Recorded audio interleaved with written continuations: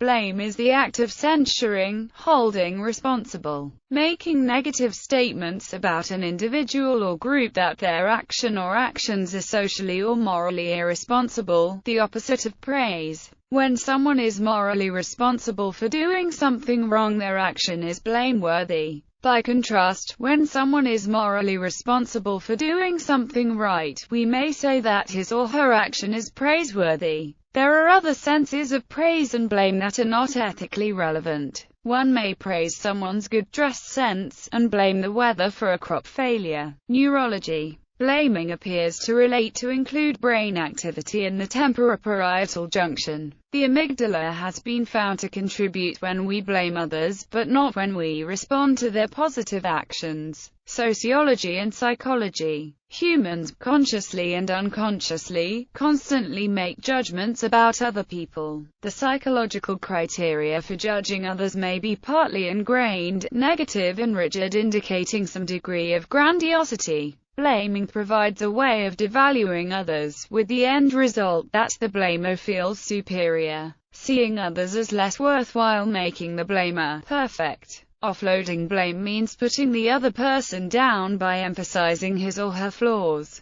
Victims of manipulation and abuse frequently feel responsible for causing negative feelings in the manipulator, abuser towards them and the resultant anxiety in themselves. This self-blame often becomes a major feature of victim status. The victim gets trapped into a self-image of victimization. The psychological profile of victimization includes a pervasive sense of helplessness, passivity, loss of control, pessimism, negative thinking, strong feelings of guilt, shame, remorse, self-blame and depression. This way of thinking can lead to hopelessness and despair. Self-blame. Two main types of self-blame exist. Behavioral self-blame, undeserved blame based on actions. Victims who experience behavioral self-blame feel that they should have done something differently, and therefore feel at fault. Characterological self-blame, undeserved blame based on character. Victims who experience characterological self-blame feel there is something inherently wrong with them which has caused them to deserve to be victimized. Behavioral self-blame is associated with feelings of guilt within the victim, while the belief that one had control during the abuse is associated with greater psychological distress.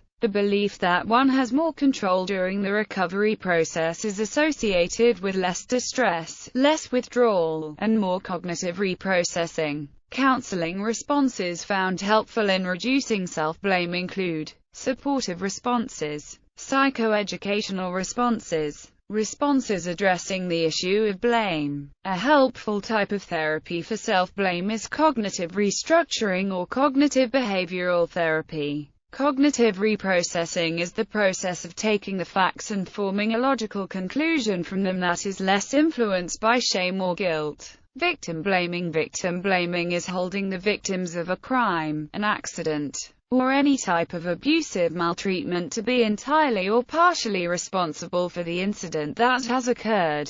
Blame shifting. Blaming others can lead to a kick the dog effect where individuals in a hierarchy blame their immediate subordinate, and this propagates down a hierarchy until the lowest rung. A 2009 experimental study has shown that blaming can be contagious even for uninvolved onlookers. As a propaganda technique, labeling theory accounts for blame by postulating that when intentional actors act out to continuously blame an individual for non-existent psychological traits and for non-existent variables, those actors aim to induce irrational guilt at an unconscious level. Blame in this case becomes a propaganda tactic, using repetitive blaming behaviors, innuendos, and hyperbole in order to assign negative status to normative humans. When innocent people are blamed fraudulently for non-existent psychological states and non-existent behaviors, and there is no qualifying deviance for the blaming behaviors, the intention is to create a negative valuation of innocent humans to induce fear. By using fear-mongering, for centuries, governments have used blaming in the form of demonization to influence public perceptions of various other governments.